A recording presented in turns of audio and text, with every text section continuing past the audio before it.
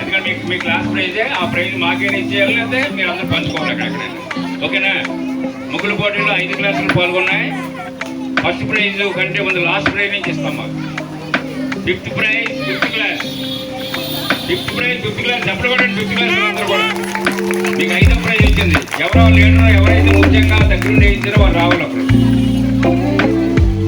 Fifth class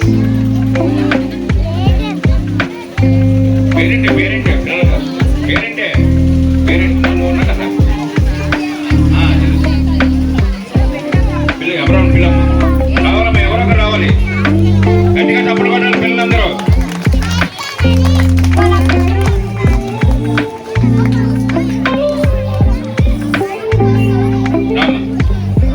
thank you అమ్మా. ఉదయం నుంచి చాలా శ్రమపడ్డారు.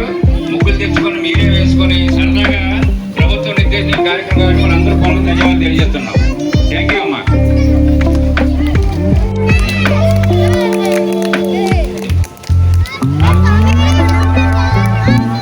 థర్డ్ ప్రైజ్ 4th క్లాస్ వచ్చింది. థర్డ్ ప్రైజ్ కావాలి. తల్లి ఎవరైనా కావాలి గట్టిగా.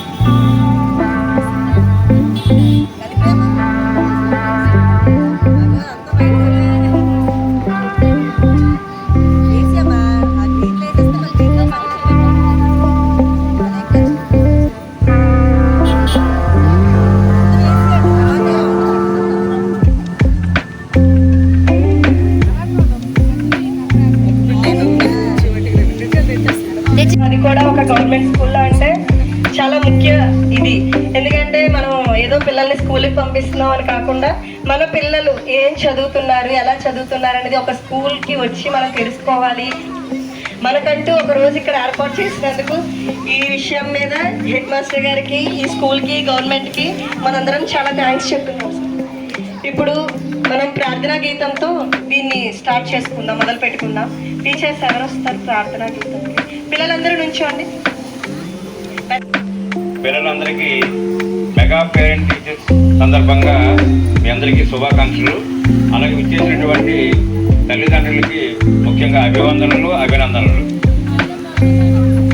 ఈరోజు మన రాష్ట్ర ప్రభుత్వం ఎంతో ప్రతిష్టాత్మకంగా రాష్ట్రంలో ఉన్నటువంటి 44 24,303 పాఠశాలల్లో ఈ మెగా పేరెంట్ టీచర్ సమావేశం గౌరవ ముఖ్యమంత్రి చంద్రబాబు నాయుడు గారు, అలాగే మన విద్యాశాఖ మంత్రి వర్యులు శ్రీ లోకేష్ గారు ఆదేశాల మేరకు మన జిల్లా విద్యాశాఖ నిర్ణయించినటువంటి సమయం ప్రకారంగా ఈ కార్యక్రమం జరుగుతుంది.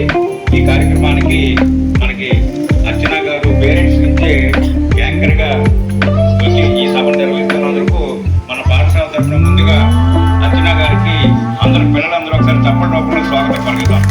పేరెంట్స్ మీరు కూడా మీ తరఫు నుంచి, అలాగే మా స్కూల్ కమిటీ చైర్మన్ గారు పాప ఉదయం నుంచి నూతన ముగ్గురు పోటీలో ఉంది, సంపూర్ణ వచ్చి జాయిన్ అవుతుంది. తర్వాత టీచర్స్ అందరూ ముఖ్యంగా మన పిల్లలు చక్కగా కూర్చోబెట్టి ఈ ప్రోగ్రాం అయ్యే వరకు మీరు మన కన్సర్న్లో ఉంచుకోవాలి. పద్మావతి టీచర్ గారు, నిర్మలా టీచర్ గారు, శ్రీనివాస టీచర్ గారు, సరోజ టీచర్ గారు, వారి టీచర్ గారు, పిల్లలందరూ ఎవరు లేచి నిలబడకూడదు. కానీ ఒక్కసారి ఎవరు కూడా నా కంటికి కనిపించకూడదు.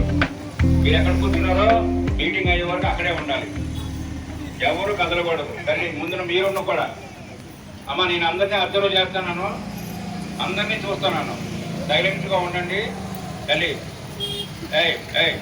మీరిద్దరు కూడా మాట్లాడాలనుకుంటే ఆ పైకి వెళ్ళిపోండి, నిశ్శబ్దంగా ఉండాలి. ఎందుకంటే పెద్దలు వచ్చారు కాబట్టి వాళ్ళ మాటలు మనం వినాలి. గౌరవ ముఖ్యమంత్రి గారి ఆదేశాల మేరకు ఈ సమావేశానికి ఇచ్చేటటువంటి అందరికీ నమస్కారం. మన పిల్లల ఉజ్వల భవిష్యత్తుకు విద్యాభివృద్ధికి ప్రభుత్వం కొన్ని సూచనలు జారీ చేసింది. వాళ్ళు మన అతిథులు చెప్తారు, నేను చెప్పేదానికంటే వాళ్ళే బాగా చెప్తారు. మేము ఏమేమి చేస్తున్నామంటే ఈ స్కూల్ వరకు మాకున్నటువంటి వనరులతో అనేక విద్యాభివృద్ధి కార్యక్రమాలు మేము చేస్తున్నాం. మీరందరూ సహకరిస్తున్నారు. సుమారు 76 మంది పిల్లలు ఉన్నటువంటి పాఠశాలలో అన్ని క్లాసులకి 5 క్లాసులకి 5 టీచర్లు, నేను, వంట మనిషి, అలాగే 2 వంట మనుషులు, ఆయా అందరం కూడా ఈ పాఠశాల అభివృద్ధి కోసం ప్రతిరోజు ప్రభుత్వం నియమించినటువంటి నిర్దేశించినటువంటి సమయం ప్రకారం అన్నీ చేస్తున్నాం. కానీ ఎందుకు ఈ మీటింగ్ తాలూకా ఉద్దేశం ఏంటంటే, గతంలో మీటింగ్ జరిగేది, వచ్చేవాళ్ళు సంతకాలు పెట్టేవారు, పారిపోతూ ఉండేవారు. ఎందుకు ఇంత ప్రతిష్టాత్మకంగా చేస్తుందంటే ప్రభుత్వం కొత్త ఆలోచనలు మన పాఠశాల పట్ల చేయడం కోసం ఆలోచన చేస్తుంది. మీ అందరినీ సరదాగా రమ్మని ముగ్గుల పోటీ నిర్వహించాం, లేకపోతే మీరు అక్కడ వచ్చి ఉండేవారు కాదు. అలాగే ఇప్పుడు జెంట్స్ చాలామంది వచ్చారు, వీళ్ళందరికీ టగ్ ఆఫ్ వార్ పోటీ కూడా ఉంటుంది, తాడాట ఉంటుంది. వీళ్ళందరికీ ప్రైజెస్ కూడా గెస్టులు చెప్పేదండి అన్నీ కూడా మేము సమకూర్చుకున్నవే. సరదాగా మా పేరెంట్స్ని ఇచ్చేస్తే నెక్స్ట్ అకాడమిక్ ఇయర్లో ఎక్కువ మంది పిల్లలు వచ్చే అవకాశం ఉంటుంది. ఇది ప్రభుత్వ పాఠశాల కాబట్టి దీనికి ప్రభుత్వం ఇచ్చే వనరులు తక్కువ ఉంటాయి. అయినా సరే పేరెంట్స్ ఎక్కువ మంది సహకరించి ఇవన్నీ చేస్తున్నారు. అందరికీ కూడా మరొకసారి పాఠశాల తరపున ధన్యవాదాలు తెలియజేస్తూ, ఇంతకు మించి స్కూల్ గురించి నేను చెప్పవలసిన లేదు. మీ అందరికీ హోలిస్టిక్ ప్రోగ్రెస్ కార్డ్స్ మా టీచర్లు అప్పుడే ఇచ్చారు. మన పిల్లల తాలూకా విద్యా అభివృద్ధి ఎంత జరిగిందనేది ఆ కార్డులోనే ఉన్నది. మీతో మాట్లాడారు. మీ సూచనలు సలహాలు ఇంకా ఏమైనా ఉంటే లాస్ట్లో మాకు ఒక పేపర్ రూపంలో మీరు చెప్పినా పర్వాలేదు, లేకపోతే నోటు మార్గం చెప్పినా నోట్ చేసుకుంటాం. ఇలా ఉంటే బాగుంటుంది మాస్టర్ అంటే అవన్నీ సూచనలన్నీ తీసుకుందాం. ఇవందరం కూడా మన పిల్లల బాగు కోసమే ఈ మీటింగ్. ఇదేదో నాటకాల పోటీలు ఏది కాదు కదా. మనం మనస్ఫూర్తిగా మన పాఠశాలలో మన పిల్లల భవిష్యత్తు బాగుంటే మన అందరం బాగున్నట్లే. కాబట్టి మీ సూచనలు సలహాలు కూడా తీసుకుంటాం. చక్కగా మాకు వచ్చిన మంచి యాంకరింగ్ ఉంటుంది కాబట్టి పేరెంట్గా ఎప్పుడు పిలిచినా మాకు వస్తుంటుంది. చక్కగా ఈ కార్యక్రమంలో నేను ప్రధానోపాధ్యాయుడిగా కొన్ని కార్యక్రమాలు చేశాను, మరిన్ని కార్యక్రమాలు చేయడం ప్రయత్నం చేస్తాను. థ్యాంక్ యూ అమ్మా.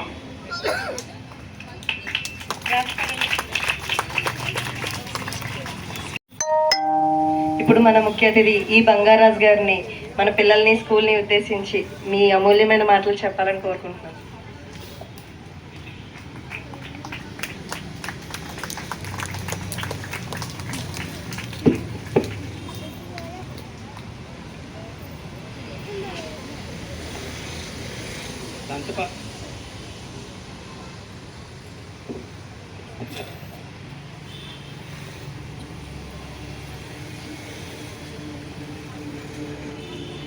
పేరెంట్స్ మీటింగ్ అనగానే చాలామంది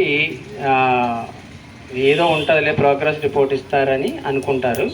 కానీ ఇక్కడ మెగా పేరెంట్ మీటింగ్ నిర్వహిస్తున్నందుకు ముందుగా ఈ ప్రభుత్వానికి ధన్యవాదాలు తెలుపుకుంటూ, వేదికను అలంకరించిన ప్రధానోపాధ్యాయులు శ్రీ చిరికి శ్రీనివాసరావు గారికి, అలాగే ముఖ్య అతిథి మన మూర్తి గారికి, అలాగే ఇక్కడ ఉపాధ్యాయులకు అలాగే విచ్చేసిన తల్లిదండ్రులకు నా హృదయపూర్వక నమస్కారాలు. అలాగే మెగా పేరెంట్ మీటింగ్ శుభాకాంక్షలు. మధ్యాహ్న సమయం ఆకలితో ఉంటారు, ఎక్కువగా మాట్లాడే అవకాశం ఉండదు కాబట్టి క్లుప్తంగానే కొన్ని విషయాలు మాట్లాడతాను. 4 విషయాల మీద నేను మాట్లాడాలని అనుకుంటున్నాను.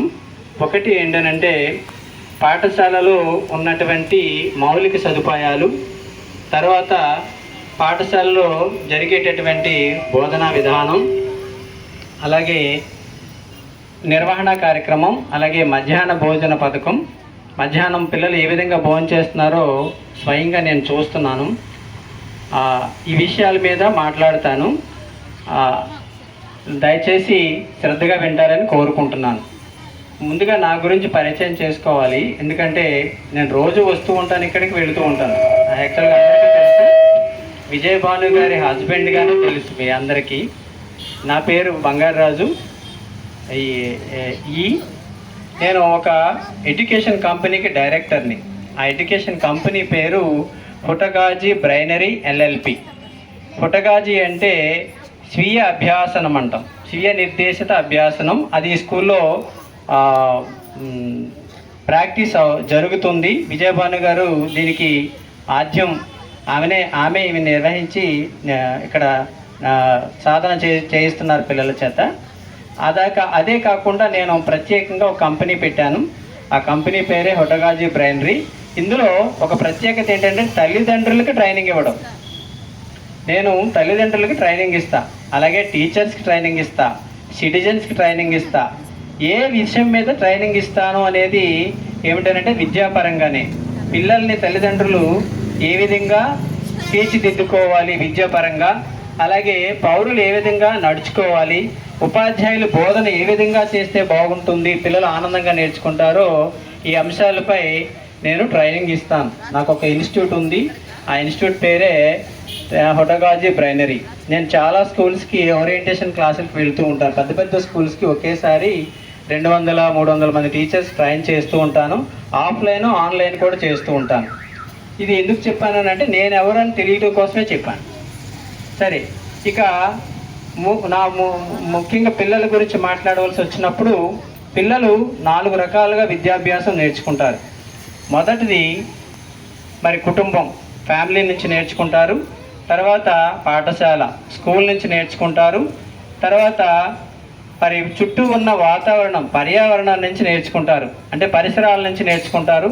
తర్వాత స్నేహితుల నుంచి నేర్చుకుంటారు. ఈ 4 అంశాల నుంచి 25 అంటే 100% నేర్చుకుంటారు. ఈ 4 ప్రదేశాలు సక్రమంగా ఉంటేనే సంపూర్ణ విద్య, హోలిస్టిక్ అంటున్నారు కదా, సంపూర్ణ విద్య అందుతుంది పిల్లలకి. ముఖ్యంగా తల్లిదండ్రుల సమావేశంలో మాట్లాడాల్సిన అంశం ఏంటంటే ఫ్యామిలీ గురించి మాట్లాడాలి. పిల్లలు ఫ్యామిలీ నుంచి భాష నేర్చుకుంటారు, ప్రవర్తన నేర్చుకుంటారు, నైతిక విలువలు నేర్చుకుంటారు, బంధాలు నేర్చుకుంటారు, ప్రేమానుభూతులు నేర్చుకుంటారు. ఇవి మనం కుటుంబంలో చెప్పకుండానే పిల్లలు నేర్చుకుంటారు. మనం ప్రవర్తించే విధానాన్ని బట్టి నేర్చుకుంటారు. వాళ్ళ ముందు ఏం మాట్లాడామో ఆ విషయాలు వాళ్ళు తప్పనిసరిగా అనుకరిస్తారు.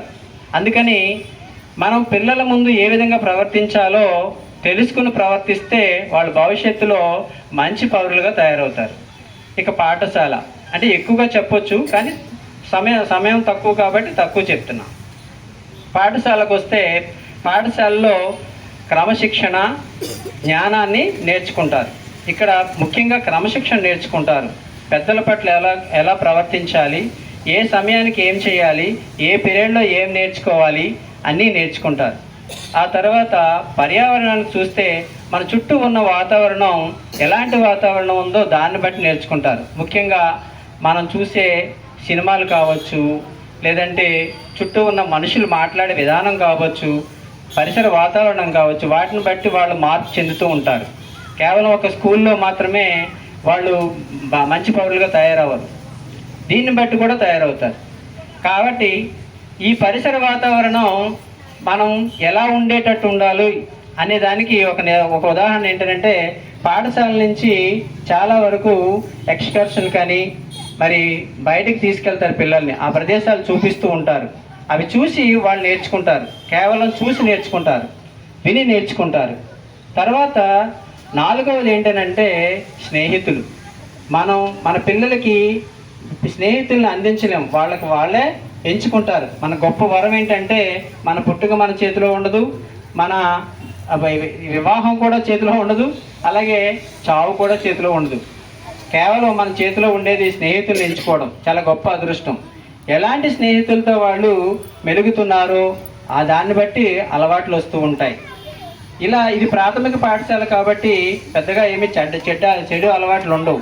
కానీ ఎదిగే కొద్ది వారు ఎలాంటి స్నేహాలు చేస్తారో తల్లిదండ్రులుగా మీరు గమనించుకోవాలి. వాళ్ళ స్నేహాన్ని బట్టి కూడా కొంత మార్పు ఉంటుంది. ఇవి 4 రకాలుగా నేర్చుకుంటారు విద్యాభ్యాసం. ఆ తర్వాత సంపూర్ణ పౌరులుగా తయారయ్యి సమాజంలోకి వెళ్తారు. ఆ సమాజాన్ని నిర్దేశిస్తారు, దేశ భవిష్యత్తుకి మరి బంగారు బాట వేస్తారు. ఇది నేను చెప్పదలుచుకున్న ముఖ్య విషయం. తర్వాత పాఠశాల, నేను ఈ పాఠశాల గురించి మాట్లాడవలసి వచ్చినప్పుడు ఈ పాఠశాలను చూస్తే ఇక్కడ అన్ని మౌలిక సదుపాయాలు ఉన్నాయి, లేనిదంటూ ఏమి లేదు. మంచినీరు త్రాగడానికి మంచినీరు ఉంది, మినరల్ వాటర్ ఉంది, తర్వాత టాయిలెట్స్ ఉన్నాయి, తరగతి గదులు సంపూర్ణంగా ఉన్నాయి, అలాగే ఉపాధ్యాయులు కూడా సంపూర్ణంగా ఉన్నారు. అలాగే మధ్యాహ్న భోజనం చాలా బాగుంది, నేను కూడా రోజు చూస్తూ ఉంటాను, చాలా బాగుంది. అలాగే మరి బోధనా విధానం కూడా చాలా బాగుంది. కొత్త విధానం ఇక్కడ అమలుపరుస్తున్నారు. మీకు తెలియందేం కాదు, మీరు చూస్తూ ఉంటారు. కొత్త విధానం అంటే ప్రపంచంలోనే మొదటిగా అమలుపరిచే హుటగాజీ అనే పద్ధతిని ఇక్కడ అవలంబిస్తున్నారు. చాలామంది వస్తారు. ఇక ప్రభుత్వానికి వచ్చినప్పుడు మీకు కొన్ని విషయాలు తెలియపరచాలి. ప్రభుత్వ బడులు 60% ఉంటే మరి ప్రైవేట్ బడులు 40% ఉన్నాయి. అలాగే ఈ 40% గురించి ఎక్కువ మంది మాట్లాడుకుంటూ ఉంటారు, వాళ్ళకే ర్యాంకులు వస్తాయని అనుకుంటూ ఉంటారు. యాక్చువల్గా వాళ్ళు డబ్బులు కట్టి చదివించుకుంటున్నారు అని అనుకుంటారు. కానీ మరి కాక్ రిపోర్ట్ ప్రకారం చూస్తే మన ప్రభుత్వ పాఠశాలకి ప్రభుత్వం ప్రతి సంవత్సరం ఒక విద్యార్థికి 70 నుంచి 80 వేల రూపాయలు ఖర్చు పెడుతుంది. ఇది మీకు తెలుసా? ప్రభుత్వ పాఠశాలలో జరిగే విద్యార్థికి ప్రతి సంవత్సరం ఒక విద్యార్థికి 70 నుంచి 80 వేలు ఖర్చు పెడుతుంది. ఏది కార్పొరేట్ విద్య? ఆలోచించండి. ప్రైవేట్ విద్య, ప్రభుత్వ విద్య? మన విద్య మనదే. యాక్చువల్గా రియల్గా మనదే. 70 నుంచి 80 వేల రూపాయలు ఖర్చు పెడుతుంది. ఇది 2021 సెన్సస్ ప్రకారం వచ్చిన రిపోర్టు. అదే ఇప్పుడైతే ఇంకా పెరిగింది. అలాగే మధ్యాహ్న భోజనం పథకం తీసేగా ఖర్చు పెట్టేది. ఇది బాగా తల్లిదండ్రులు ఆలోచించాలి. తర్వాత ప్రపంచంలో గొప్ప వాళ్ళు అందరూ కూడా ప్రభుత్వ పాఠశాలలోనే చదువుకున్నారు. నేను కూడా ప్రభుత్వ పాఠశాలలోనే చదువుకున్నాను. ఏ సౌకర్యాలు లేవు. అర్థమైందా? అంటే చాలామందికి ప్రభుత్వ పాఠశాల అంటే చిన్న చూపు కనిపిస్తుంది. కానీ ప్రభుత్వ పాఠశాలలో ఉపాధ్యాయులు డిఎస్సి రాసి కష్టపడి క్వాలిఫై అయిన టీచర్స్. ప్రైవేట్ పాఠశాలలో చూడండి ఎంతమంది క్వాలిఫై ఉన్నారో. నేను కూడా ప్రైవేట్ పాఠశాలలో పనిచేశాను. అంటే నేను వాళ్ళని విమర్శించట్లేదు. కాబట్టి ఒక్కసారి మన ప్రభుత్వ పాఠశాలల గురించి ఆలోచించండి. ఇక్కడ ఉన్నటువంటి ఉపాధ్యాయులు నిజంగా బాగా ప్రభుత్వం నిర్దేశించిన పరీక్షలన్నీ పాస్ అయ్యి క్వాలిఫైడ్ టీచర్స్. ఆ టీచర్స్ ఇక్కడ ఉన్నారు. అలాగే ఇప్పుడున్నటువంటి ప్రభుత్వాలు అన్నీ కూడా పిల్లల కోసం అన్ని మౌలిక సదుపాయాలు ఏర్పాటు చేసింది. అన్నీ ఉపయోగించుకోండి. అలాగే విద్యా హక్కు చట్టాన్ని తీసుకొచ్చింది. 6 నుంచి 14 సంవత్సరాల పిల్లలు తప్పనిసరిగా బడిలో ఉండాలని. ఎన్నో రకాల అవకాశాలు, సౌకర్యాలు ప్రభుత్వం కల్పిస్తుంది. ఇది అర్థం చేసుకుని మీరు ప్రభుత్వ పాఠశాలకి వెన్నుదన్నుగా నిలబడితే మీ పిల్లల భవిష్యత్తు బాగుంటుంది. ఇక ఇంకో విషయం ఏంటంటే, నేను మొన్న చూశాను, మొన్న ఒక ఫెస్ట్ జరిగింది, మన పిల్లల్ని తీసుకుని అక్కడికి వెళ్ళాం. అక్కడ ప్రైవేట్ పాఠశాల విద్యార్థులు వచ్చారు, మన పాఠశాల పిల్లలు వచ్చారు. మనం గొప్పగా చెప్పుకోవాలి విషయాన్ని. మన పిల్లలు ఉన్నంత స్వేచ్ఛగా, ఆనందంగా, స్వేచ్ఛగా మాట్లాడడం వాళ్ళు చేయలేకపోయారు. వాళ్ళ లోపల ఒకలాంటి భయం ఉంది. మాట్లాడాలంటే టీచరు ఇచ్చిన స్క్రిప్ట్నే చదవాలి, అదే బై హార్ట్ చేయాలి. కానీ మన పిల్లలు అలా కాదు, వాళ్ళు అనుకున్నది, వాళ్ళకి నచ్చినది ఆనందంగా చెప్పగలుగుతున్నారు. ఇది ప్రభుత్వ పాఠశాలలో మాత్రమే ఉంటుందమ్మా, ప్రైవేట్ పాఠశాలలో ఉండదు. వాళ్ళు చెప్పినట్టు మనం వినాల్సిందే, వాళ్ళు చెప్పిన ఫీజు మనం కట్టాల్సిందే. కానీ మన ప్రభుత్వ పాఠశాలలో మీరు ఫీజుతో సంబంధం లేదు, ఉచిత విద్య, ఉచిత భోజనం, ఉచిత సౌకర్యాలు. ఇంకొక విషయం చెప్పాలంటే, ఈ పాఠశాల గొప్పతనం గురించి చెప్పాలంటే, వాళ్ళు ప్రభుత్వ పాఠశాలలో ఎవరైనా గెస్టులు పిలుస్తారు, పిలిచి వాళ్ళు ప్రోగ్రాం చేస్తారు. కానీ మన పాఠశాలకి ఇప్పటి వరకు కనీసం ఒక 50 మంది గ్రేట్ పర్సనాలిటీస్ వచ్చి వెళ్ళారు, విజిట్ చేసి మన పిల్లలతో ఫోటోలు తీయించుకొని మన పిల్లలతో వాళ్ళు ఆనందంగా గడిపి వెళ్ళారు. ఏది గొప్పతనం ఆలోచించండి. ఇక్కడికే వస్తున్నారు. ప్రైవేట్ పాఠశాలలకి అతిథి అనే ప్రోగ్రాం పెడతారు, ఒక సంవత్సరం ఒకసారి పిలుస్తారు. కానీ ఇక్కడ మన పాఠశాలకి అన్ని రకాల వాళ్ళు వస్తున్నారు. డాక్టర్స్ వస్తున్నారు, ఇంజనీర్స్ వస్తున్నారు, మరి ఆర్ట్స్లో ఉన్న టాలెంట్ పర్సన్స్ వస్తున్నారు, ఆర్ట్ నేర్పించడానికి వస్తున్నారు. ఇంకొక విషయం ఏంటంటే, పిల్లల్లో కొన్ని మానసికమైనటువంటి ప్రాబ్లమ్స్ ఉంటాయి, వాటిని కూడా నేర్పించడానికి, వాటి నుంచి పిల్లల్ని బయటికి తీసుకురావడానికి చాలామంది గెస్టులు ఇక్కడికి వస్తున్నారు. ఏ పాఠశాలలోనూ ఇన్ని సౌకర్యాలు లేవు. దయచేసి ఆలోచించండి. మన ప్రభుత్వానికి మనం సపోర్ట్గా ఉంటే మన పిల్లలకి మంచి భవిష్యత్తు ఉంటుంది.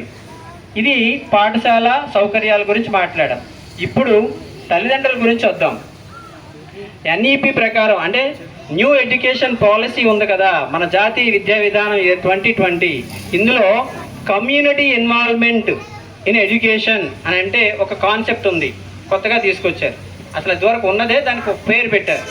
అంటే ఏంటనంటే, కమ్యూనిటీ అంటే మీరు తల్లిదండ్రులు పాఠశాలలో భాగస్వాములు అయితే ఎంత అభివృద్ధి వస్తుందో, పిల్లలు ఎంత అభివృద్ధి చెందుతారో దాని గురించి చూడాలంటే అవుట్పుట్ ఎంత బాగుంటుందో మీరు చూడొచ్చు. మీ ఇన్వాల్వ్మెంటు, మీ బాధ్యత ఎక్కువైతే, పాఠశాలలో ఎక్కువైతే, మీ సపోర్ట్ ఎక్కువైతే ఉపాధ్యాయులు అంతకు రెట్టింపు పనిచేస్తారు. అంతకు రెట్టింపు పనిచేసి మీ పిల్లల్ని తీర్చిదిద్దుతారు. వాళ్ళకి ఆ బాధ్యత ఉంటుంది, ఆల్రెడీ వాళ్ళ బాధ్యత నిర్వర్తిస్తున్నారు. అదే మీరు కూడా ఒక బాధ్యత తీసుకుని వాళ్ళకి సపోర్ట్ చేస్తే ఎంత బాగుంటుందో ఆలోచించండి. ఇది బాగా ఆలోచించండి. మీ ఇన్వాల్వ్మెంట్ చాలా అవసరం, మీ భాగస్వామ్యం చాలా అవసరం. అర్థమైందా? బాగా ఆలోచిస్తారని అనుకుంటున్నాను. అలాగే మరి ఈ సందర్భంగా నేను ఒక విషయాన్ని మీకు చెప్పదలుచుకుంటున్నాను. ఏంటనంటే, నా కంపెనీ తరఫున, హుటకాజీ బ్రాండీ తరఫున ఈ సంవత్సరం ఎండింగ్ వరకు ఏ పేరెంట్ అయితే స్కూల్ విషయాల్లో భాగస్వాములయ్యి బాగా వాళ్ళకి సపోర్ట్ చేస్తారో వాళ్ళకి నా కంపెనీ తరఫున ప్రత్యేకమైన బహుమతి నేను బహుకరిస్తాను. ప్రత్యేకమైన బహుమతి. అలాగే ఎవరెవరు అది ఆ న్యాయ నిర్ణేత ఎవరనంటే మన ప్రధానోపాధ్యాయులు వారే. వారు ఎవరి పేరైతే నాకు సూచిస్తారో వాళ్ళకి ప్రత్యేకమైన బహుమతి కార్యక్రమం ఏర్పాటు చేస్తాం. ఎందుకంటే స్కూల్ సమ్మర్లో ఒక యాన్యువల్ ఫంక్షన్ పెడతారు. ఆ ఫంక్షన్లో ఖచ్చితంగా వారు పెట్టినా పెట్టకపోయినా నేనే కండక్ట్ చేస్తాను. ఫంక్షన్ పెట్టి మిమ్మల్ని పిలిచి ఆహ్వానించి అక్కడ ఆ బహుమానాన్ని ప్రదానం చేస్తాం. ఇక ఈ పాఠశాలలో మా హుటకాజీ బ్రాండీ తరపున ఎవరైతే టీచర్స్ ఒక కేస్ స్టడీ చేయాలి, అంటే బాగా చదువు రాకుండా ఇబ్బంది పడేటటువంటి ఒక విద్యార్థిని ఎంచుకొని ఆ విద్యార్థిని కేస్ స్టడీ చేయాలి. అంటే ఏంటి, ప్రతిరోజు అబ్జర్వ్ చేయాలి, ఎంత డెవలప్మెంట్ ఉందో వాళ్ళు డెవలప్మెంట్ తీసుకొస్తే ఆ టీచర్ కూడా ప్రత్యేకమైనటువంటి బహుమానాన్ని ఇవ్వడానికి నేను సిద్ధంగా ఉన్నాను హుటకాజీ బ్రాండీ తరఫున. ఈ రెండు నేను తప్పనిసరిగా నిర్వహించాలని అనుకున్నాను. ఎందుకంటే ప్రతిరోజు వస్తాను, ప్రతిరోజు చూస్తున్నాను. ఇక్కడ పిల్లలంటే మాకు చాలా ఇష్టం, అలాగే తల్లిదండ్రులు అంటే ఎంతో గౌరవం. దయచేసి తల్లిదండ్రులు ఆలోచించి ఈ స్కూల్ యొక్క అభివృద్ధికి మీ పాత్ర ఏమిటి, మీ యొక్క ఆలోచన ఏమిటి. ఇందాక అన్నారు సార్, మీ సూచనలు సలహాలు ఇవ్వండి అని. తప్పనిసరిగా ఇవ్వండి. ఇక్కడ ఉన్న పేరెంట్స్ అందరూ చదువుకున్నవారే, ఎక్కువ చదువుకున్నవారే, తక్కువేం కాదు. ఒకప్పుడు చదువులేని వారు ఇప్పుడు ఎంఏలు బీఈడీలు ఎంబీఏలు చదివిన పేరెంట్స్ కూడా ఇక్కడ ఉన్నారు. వాళ్ళు ఆలోచిస్తున్నారు చదువు ఎలా చెప్పాలి, మా పిల్లల్ని ఎలా తీర్చిదిద్దుకోవాలి. కనీసం రోజుకు 1 గంట అయినా మీ పిల్లలతో గడపండి, ఆలోచించండి. వాళ్ళతో గడపకపోతే మానసికంగా ఇబ్బంది పడతారు పిల్లలు. అందుకని మీ అందరికీ రిక్వెస్ట్ ఏంటంటే పిల్లలతో గడపండి, స్కూల్కి సంబంధించిన విషయాల్లో సహకరించండి, పేరెంట్ మీటింగ్ అటెండ్ అవ్వండి. అందరూ 100% అటెండ్ అయితే అందులో ఉన్నటువంటి ఏదంటే అభివృద్ధి ఎంత ఉందో తర్వాత చూస్తారు. ఇది దీర్ఘకాలిక ప్రణాళిక, 1 సంవత్సరంలో రాదు. పిల్లలు 20 సంవత్సరాలు చదువుకుంటారు. 20 సంవత్సరాల తర్వాత దాని యొక్క ఉత్పత్తి లేదా అభివృద్ధి కనిపిస్తుంది మనకి. ఇప్పుడు ఏం కనిపించదు. అర్థమైంది? కేవలం మార్కులు, వాళ్ళ ఆటలు పాటలు అవే కనిపిస్తాయి తప్ప వాళ్ళు దేశాభివృద్ధిలో భాగస్వాములు ఎప్పుడవుతారు? 20 సంవత్సరాల తర్వాత. ఈ 20 సంవత్సరాలు మీ దగ్గరే ఉంటారు, తల్లిదండ్రుల దగ్గర. ఈ స్కూల్ కావచ్చు, లేదా కాలేజ్ కావచ్చు, లేదా యూనివర్సిటీస్ కావచ్చు. కానీ మీ భాగస్వామ్యం వాళ్ళతో, మీ స్నేహ బంధం ఏ విధంగా ఎంత దృఢంగా ఉంటుందో అంత బాగా అభివృద్ధి చెందుతారు. ఇక ఈ అవకాశాన్ని ఇచ్చినటువంటి ఈ పాఠశాల ప్రధాన ఉపాధ్యాయుల వారికి ధన్యవాదాలు తెలుపుకుంటూ, ఇక్కడ ఎంతసేపు నా యొక్క మాటల్ని ఎంతో ఓపికగా విన్నందుకు తల్లిదండ్రులకు, ఉపాధ్యాయులకు ధన్యవాదాలు తెలుపుకుంటూ సెలవు తీసుకుంటున్నాను. Thank you. 2 ఆఫర్లు కూడా ఇచ్చారు, ఒకటి టీచర్కి, ఒకటి పేరెంట్స్కి. 2 గుర్తుపెట్టుకొని యాన్యువల్ డే రోజు ఎవరు తీసుకుంటారో ఛాలెంజ్.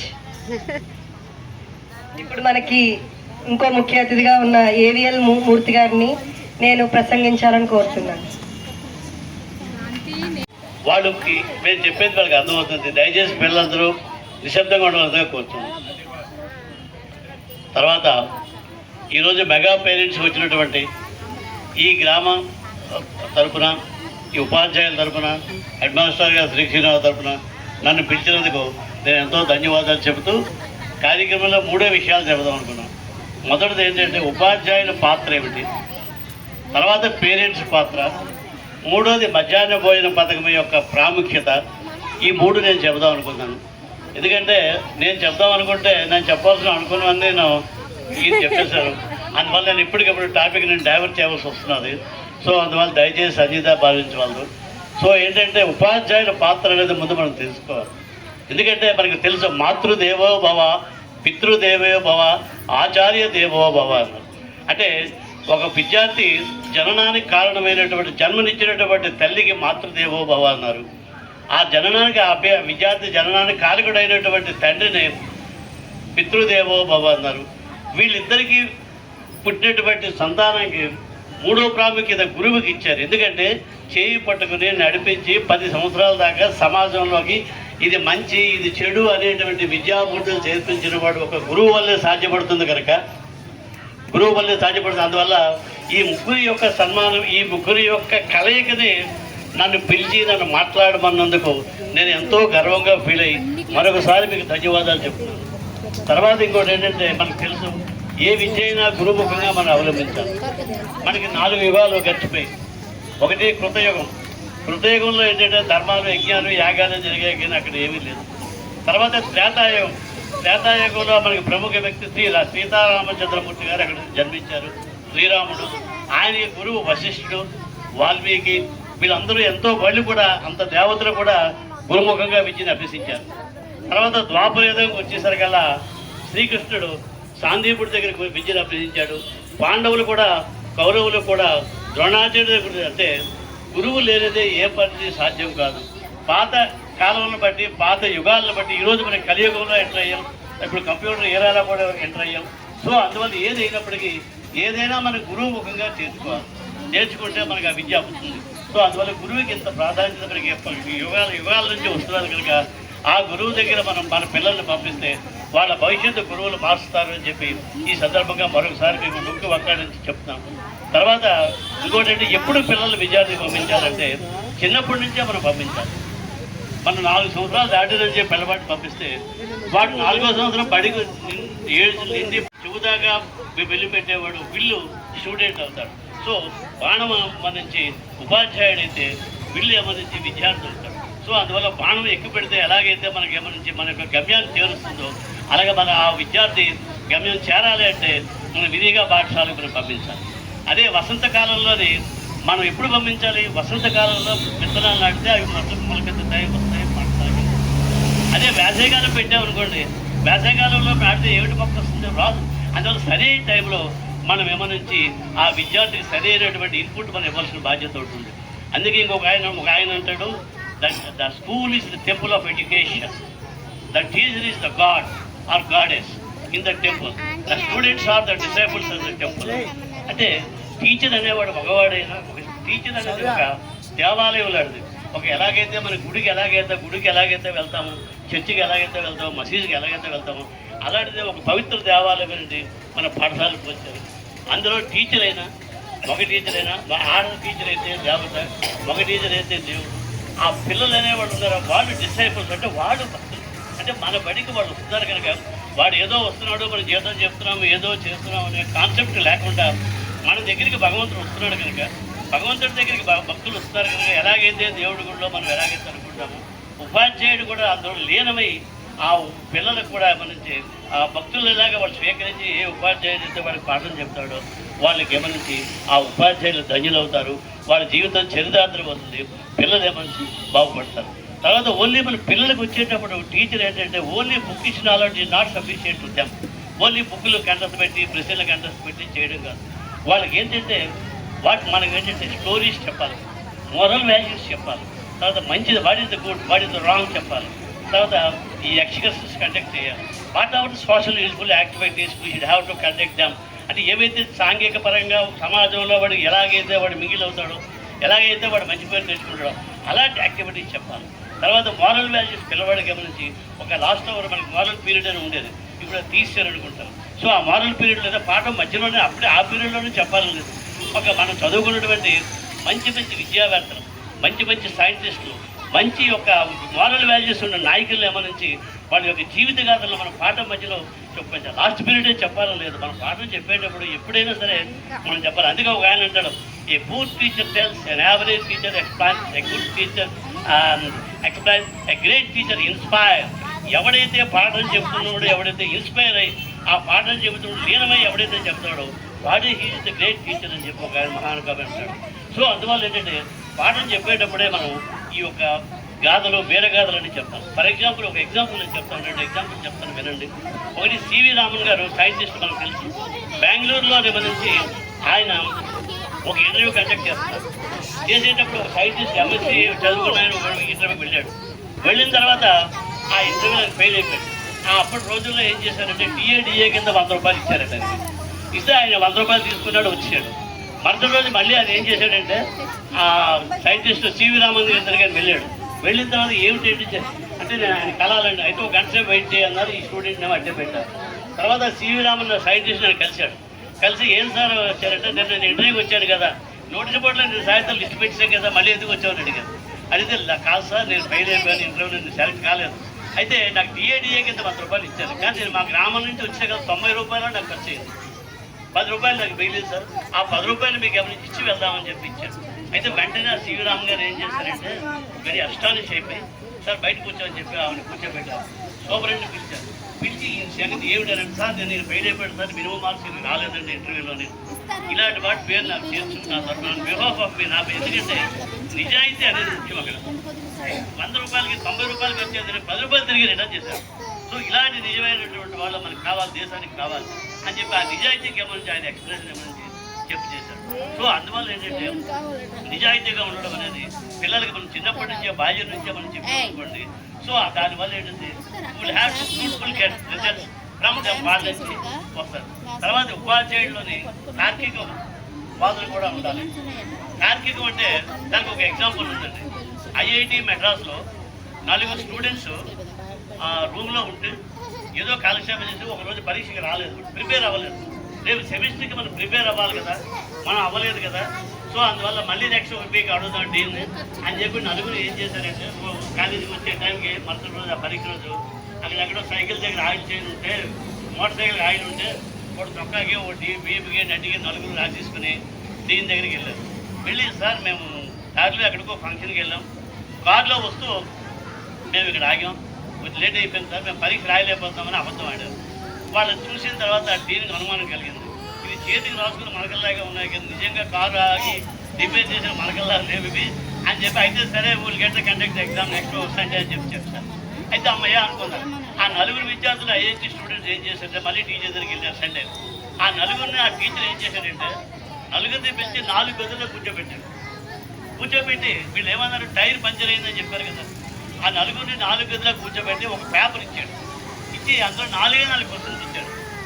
కార్లో డ్రైవర్ సీట్లో నడిపింది ఎవరు? ఫస్ట్ క్వశ్చన్ ఎవరు నడిపారు? డ్రైవర్ పక్కన ఎవరు కూర్చున్నారు? వెనక సీట్లో ఎవరెవరు కూర్చున్నారు అని 4 క్వశ్చన్స్ రాసి మీరు విడివిడిగా రాసి ఇవ్వండి. 4 గదుల్లో పెట్టారు.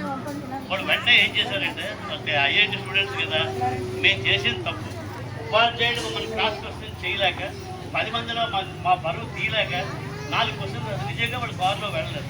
కారులో వెళ్తే డ్రైవర్ సీట్లో ఎవడున్నాడు రాస్తారు, నిజంగా వెళ్తే వాళ్ళు రాస్తారు. దట్ యాక్టివిటీ నాట్ డా. సో అలాంటప్పుడు ఏంటంటే వాళ్ళు ఏం చేశారంటే సారీ సార్ అని చెప్పి 4 ఒకే ఆన్సర్ రాసి పేపర్కి. సో అందువల్ల స్టూడెంట్స్ ఎంత తెలివైన వాళ్ళు, ఉపాధ్యాయుడు అంత మంచి తెలివైన వాళ్ళు. సో ఆ కార్తీక వ్యాసం ఉపాధ్యాయులు ఒకవేళ అది మంచిగా ప్రవర్తించవచ్చు,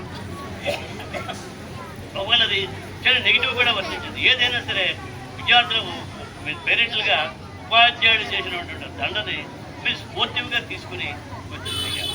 తర్వాత ఇంకోటి ఏంటి, ఈ మధ్యన పేపర్లో చూస్తున్నాం టీచర్లు ఆడపిల్లల్ని చేయడం అని, కొంత అది హై స్కూల్లో. సో ఏది జరిగినప్పటికీ ఉపాధ్యాయ వృత్తి అనేది ఒక జీవనదిలాగా మీరు పోల్చాలండి. ఇప్పుడు హిమాలయాల్లో కొడుతుంది, హరిద్వార్లో వచ్చి అలా కాశీలో పారుతుంది. కానీ వాటర్ ఎంతో పవిత్రమైన వాటర్, దాన్ని ఎన్నో చెడుగా వాడుతున్నారు. ఎక్కడో గేదెలు కడుగుతారు, ఎక్కడో ఇవి బట్టలు వదులుతారు. సో అంత మాత్రం గంగా నది పవిత్రమైపోతుంది అవ్వదు. ఎక్కడో మీడియాలో చెడు సంఘటన జరుగుతుంటాయి. కానీ అవి చూసి అంత టీచర్ వ్యవస్థకే మనం ఇది మెలిపెట్టడం, లేదా టీచర్ వ్యవస్థ అందరి టీచర్ ఇలాగే అని పెట్టడం అది భావ్యం కాదు. సో అందువల్ల టీచర్ వ్యవస్థ అనేది ఒక జీవనది నాడు. జీవనది అంటే ఎప్పుడు ఎండిపోకుండా అలా కంటిన్యూగా పాడుతుంటుంది కనుక ఆ విధంగా మనం ఏంటంటే ఉపాధ్యాయ వ్యవస్థను మనం చూడాలి. మన పిల్లలు వాళ్ళ చేతిలో పడుతున్నారు. తర్వాత ఒక రైతు ఉంటాడు, ఇవాళ ఒక పంట పండిస్తాడు, నెక్స్ట్ పంటకి ఎక్కువ పంట పండాలని ఎలా ఆలోచనలో ఉంటాడు. అదే యాక్టర్ ఉంటాడు, పుష్ప 1 తీసాడు, నిన్న పుష్ప 2 దాన్ని ఎలా తీయాలి, ఎన్ని కోట్లు సేవింగ్ చేయాలని ఆలోచన రెండోది యాక్టర్ దాని మీద చూస్తాడు. అలాగే రాజకీయ నాయకుడు ఉంటాడు, ఒక కార్పొరేట్ ఉంటాడు, ఒక ఎంపీటీసీ ఉంటాడు, జడ్పీటీసీ అవుతాడు, ఎంపీపీ అవుతాడు, తర్వాత ఎమ్మెల్యే, అలాగే ఏ స్థాయిలో ఎలాగెలగాలని నాకు దృష్టి దాని మీద ఉంటుంది. కానీ టీచర్ దృష్టి మాత్రం ఒక జనరేషన్ని నెక్స్ట్ జనరేషన్కి ఎలాగైతే మనం మార్చాలి, జనరేషన్కి ఎలా దారి పెట్టాలి, ఎలా నెక్స్ట్ జనరేషన్ ఎలా దారి చూపాలని ఉద్దేశంలో టీచర్ మాత్రం ఉంటాడు. సో అందువల్ల we never forget about this thing. అందువల్ల ఒక జనరేషన్కి ఒక టీచర్ మార్గదర్శిగా ఉంటాడు కనుక టీచర్ వ్యవస్థను మనం ఎంతైనా సరే గౌరవించిన అవసరం ఉంటుంది. నెక్స్ట్ ఏంటంటే రెండో పాయింట్ ఏంటంటే పేరెంట్స్గా మీ బాధ్యత. మీరందరూ ఇవాళ ఎంతోమంది, కొంతమంది పనులు మానుకున్నారు, కొంతమంది సెలవులు పెట్టారు, రోజుకి 500 రూపాయలు 5 రూపాయల దగ్గర తెచ్చుకుంటున్నారు. అయితే ఒకటి, మాకు ఆకలేస్తుంది, మీకు ఆకలేస్తుంది.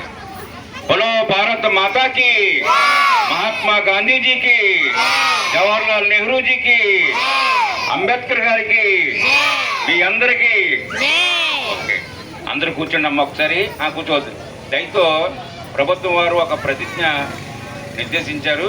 మన యాంకర్ గారు చెప్తారు. అందరూ కూడా, పిల్లలు కూడా ఒకసారి నిలబడాలి. పిల్లలందరూ ఒకసారి నిలబడాలి. దినేష్, నువ్వు కూడా నేను చెప్పేవారికి ఎవరు డ్యాన్స్ మీద రావచ్చు. పిల్లలు అందరూ ప్రతిజ్ఞ చేయాలి. టీచర్స్ అందరూ కూడా అక్కడ చూడండి అమ్మా. టీచర్స్గా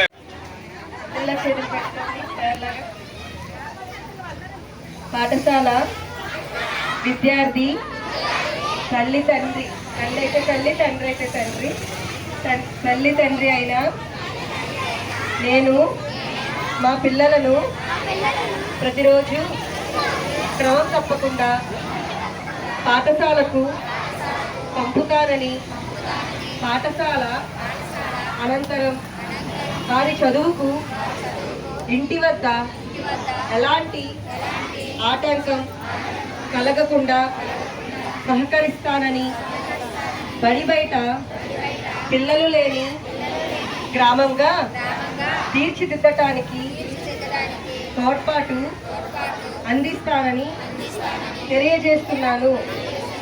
పాఠశాల అభివృద్ధి కార్యక్రమాలలో నిరంతరం పాల్గొని అంకిత భావంతో ఉపాధ్యాయులకు సహకరిస్తానని, పాఠశాలకు ప్రజలకు మధ్య వారధిగా వ్యవహరిస్తానని తెలియజేస్తున్నాను.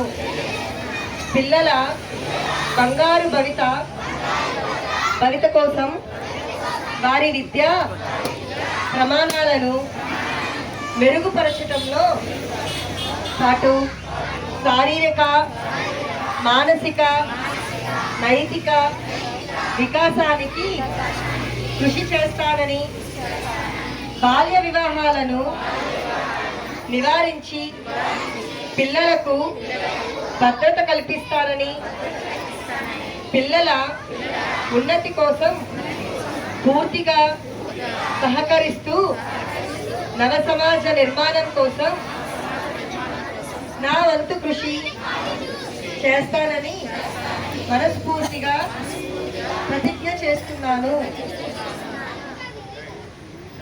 జై హింద్.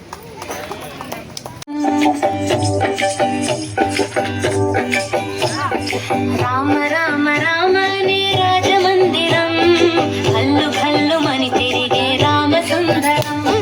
రాజమందిరం బాలరామ సుందరం. ముద్దు ముద్దు మాటలంట, ముద్దు గారిపోతాడంట, ఆపలేని అల్లరంట, తేప తేప తీయనంట, బాలరాముడల్లరంటే వశిష్ఠునికి ఇష్టమంట. రామ రామ రామ రామ రామ రామ రామ అనే రాజ.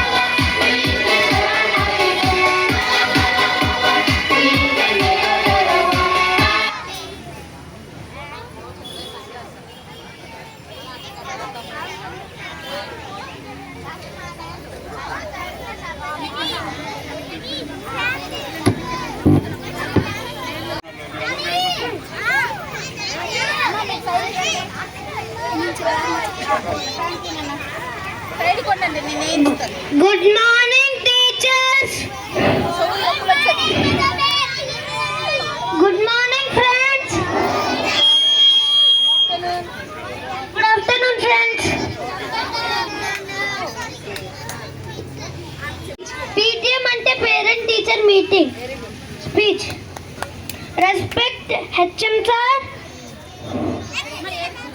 teachers, parents, and my dear friends. I am very happy to talk about parent-teacher meeting. We love and respect our parents. We are happy if our parents come to school and know about our progress. I am happy to see parents, children together. We can make a better world together. Jai Hind. Thank you.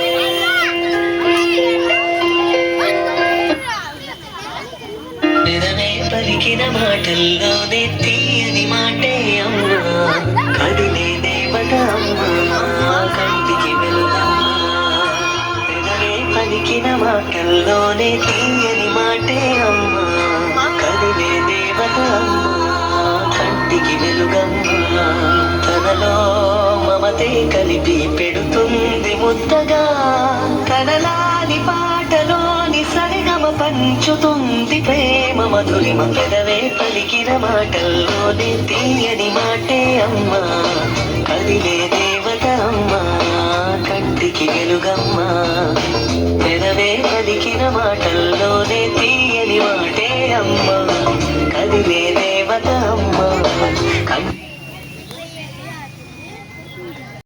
We shall overcome someday. Oh, deep in my heart, I do believe we shall overcome someday. We shall overcome. We shall overcome. We shall overcome someday. Oh, deep in my heart, I do believe we shall overcome someday.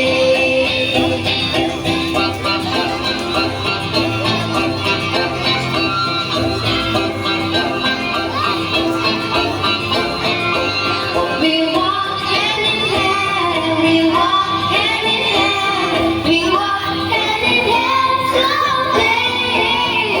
Oh, deep in my heart, I do believe we shall overcome someday. We walk hand in hand, we walk hand in hand, we walk hand in hand someday. Oh, deep in my heart, I do believe we shall overcome someday.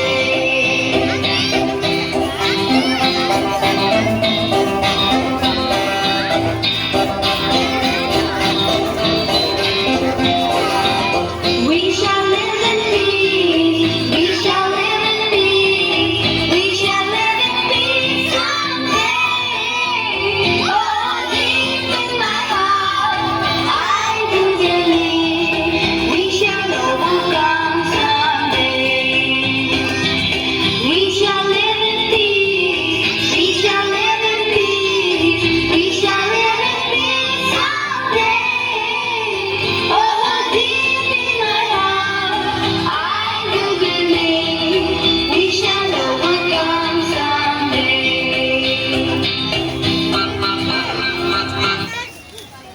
Thanks.